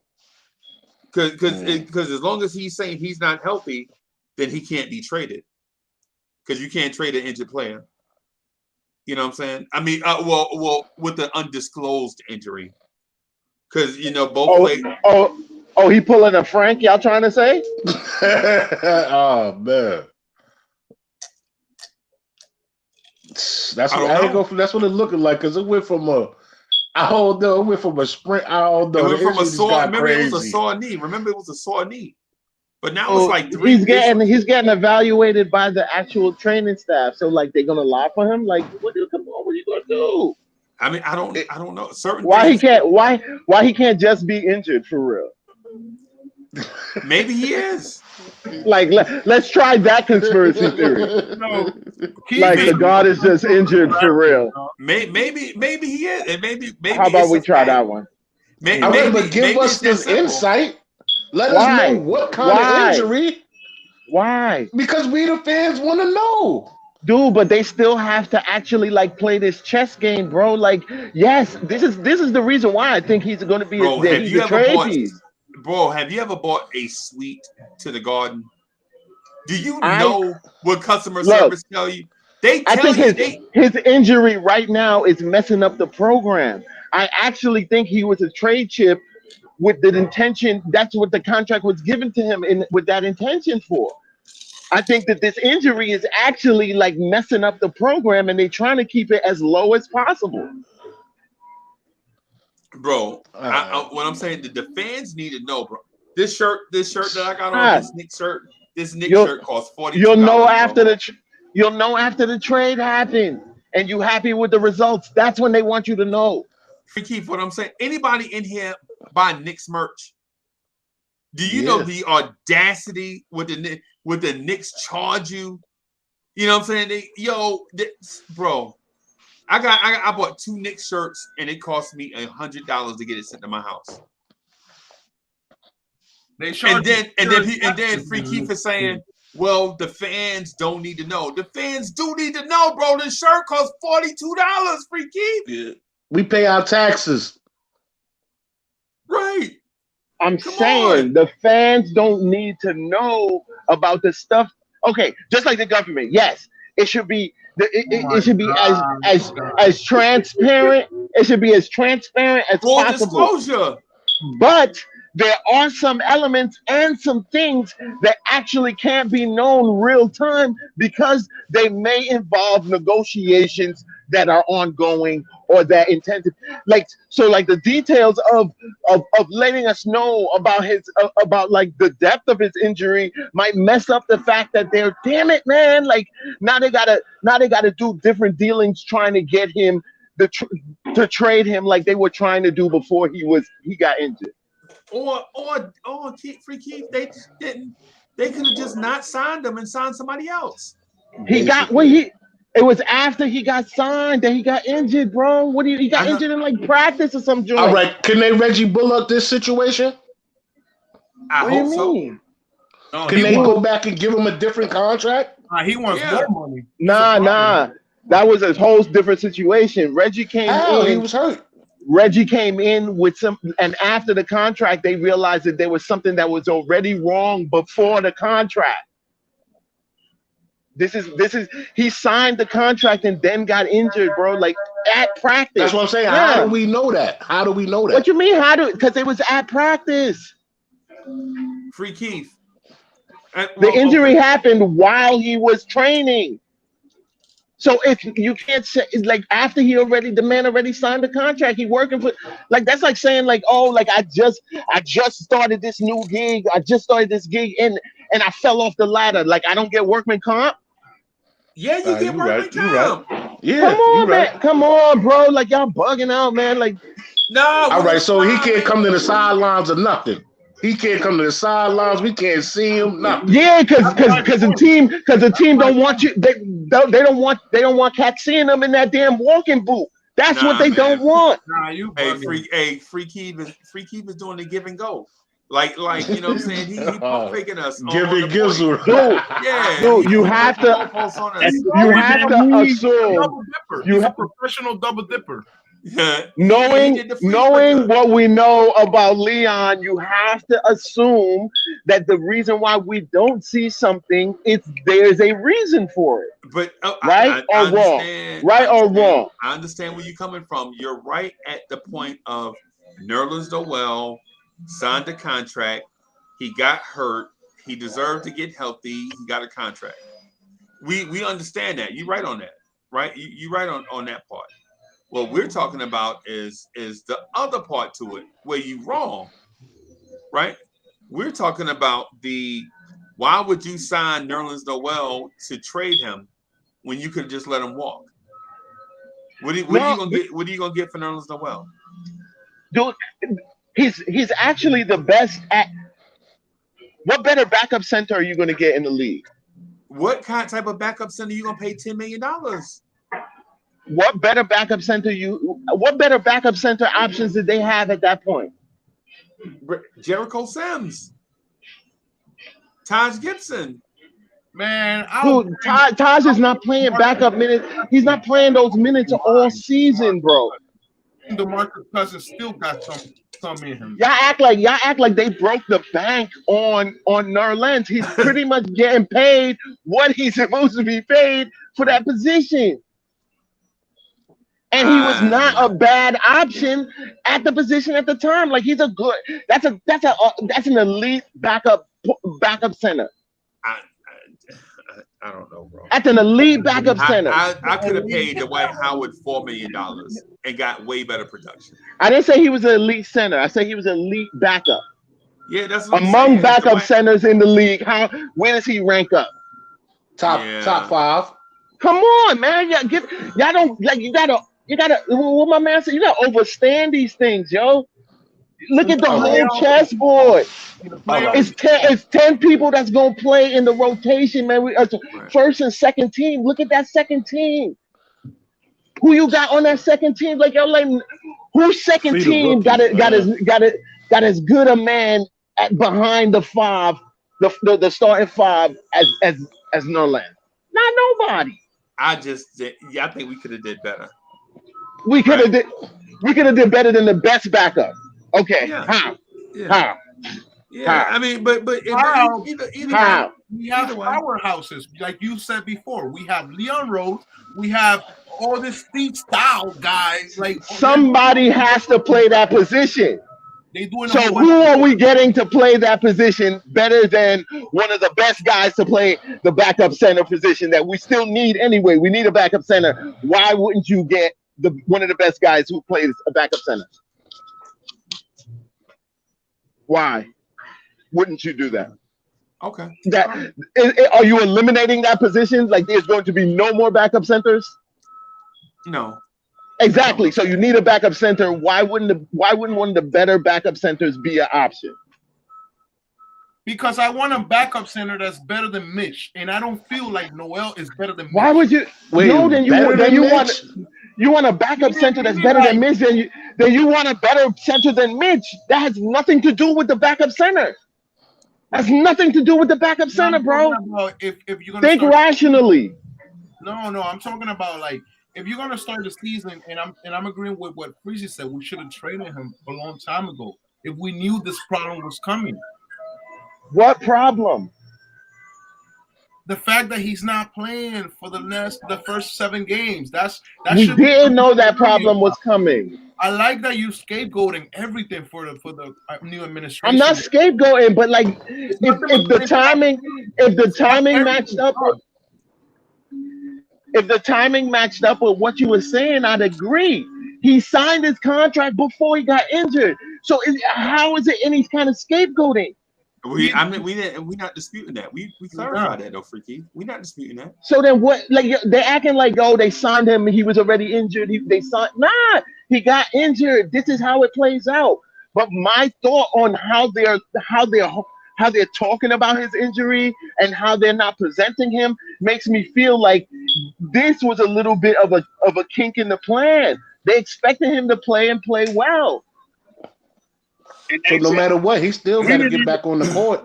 We don't even need Noel to be 7-0 right now. We didn't need him in them games. Now we could have used him. Maybe some we energy. Didn't need him to be 7-0 right now. We didn't need him for that. He just continue on getting healthy, man.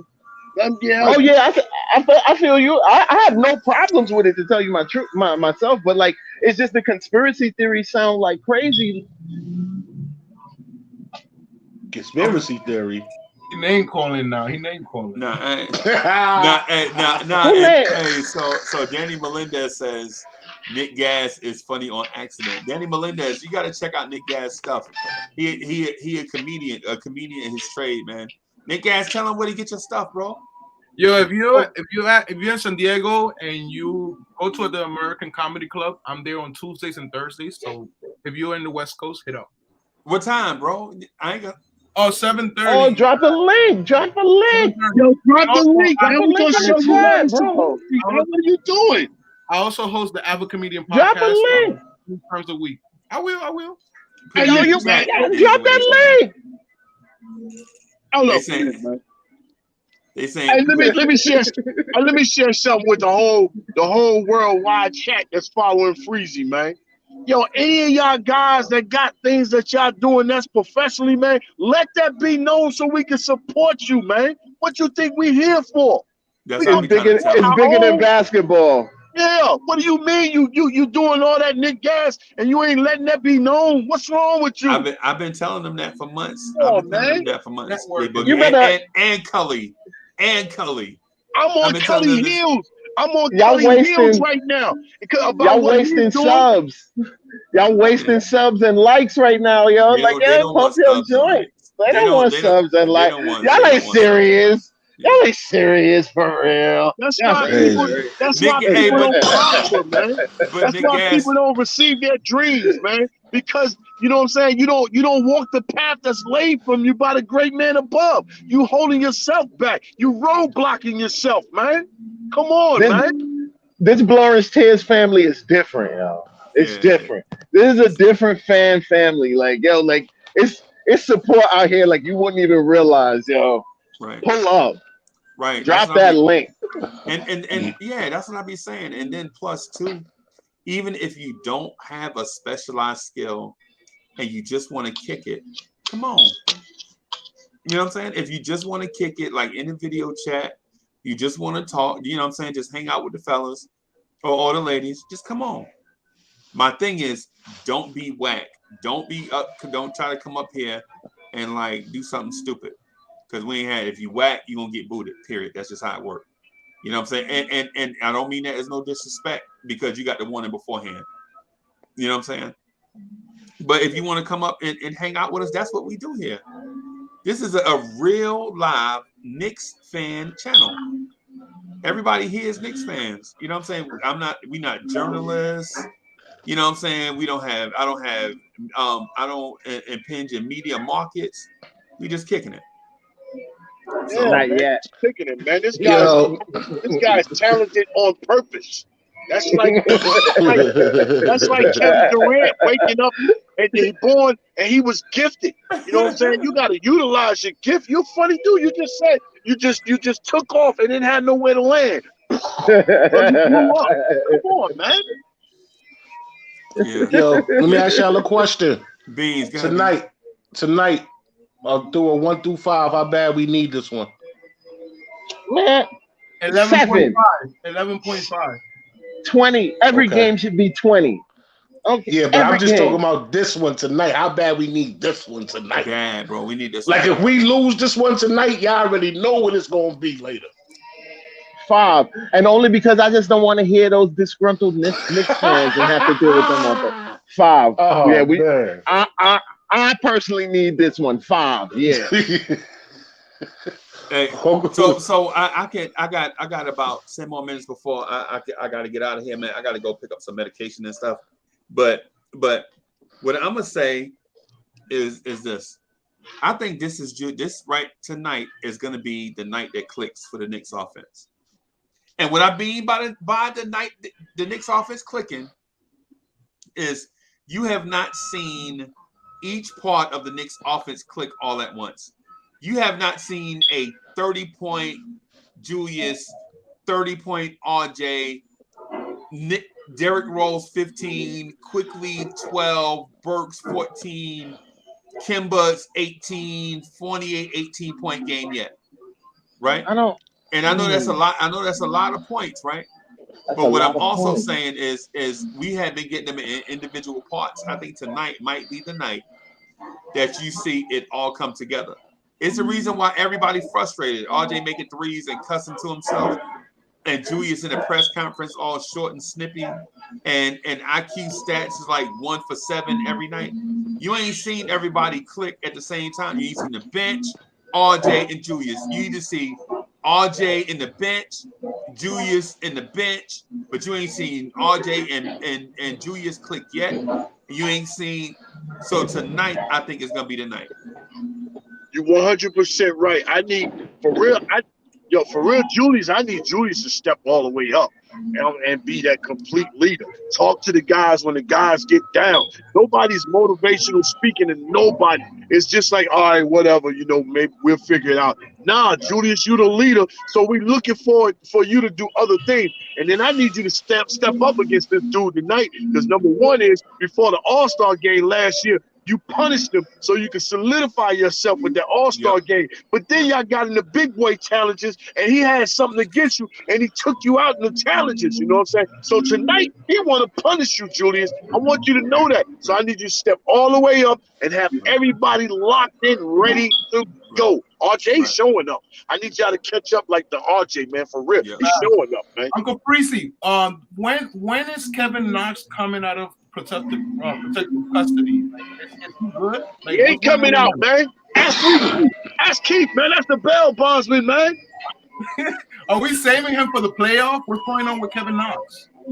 Yo, I don't. At this I think he might get shown just enough to maybe show like he still got something maybe of interest. But as much as I was rooting for him, I think the kid is out of here.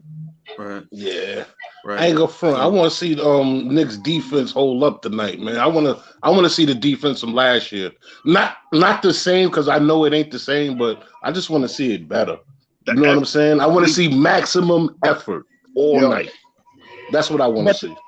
But to address what you were saying though, Freezy, like I feel like seeing like all of them click and have those numbers on a night, like that might be that might be a little bit of a rarity. Like that for like that kind of stat line among all of them. I don't expect to see that every night.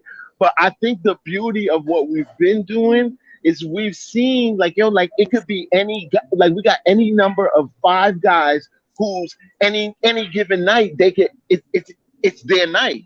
And that's what I like more than having to depend on like one or two individual talents to get it done. Like we got multiple 7 guys, cats. bro. I think it's 7 guys. I wanted to say 7, but I definitely kind of like wanted to be a little bit more conservative. D-Rose quickly and Burks can all go off too. And then you talk about Kemba, Fournier, Julius, and RJ. I can't be mad at that. And I think that that's numbers wise, that's a better, that gives you a better chance of like continuous wins than having to depend on like 2 superior talents to get it done all the time. Right. But I gotta jump off. I gotta make a phone call, fellas. I'm going to pull up on a customer. God bless you all, man. I'll talk to you after the game, I'm ready to get out of here too. Hey, everybody, I gotta get out of here, do some stuff. Y'all know what it is. We still human, man. We got stuff we gotta do. Thank you, everybody, for coming through. Predictions before we leave. I'm gonna put mine. Thank you, everybody, for coming through, man. 10190. 10190. 10190. Y'all have a good day, man. Peace. Peace.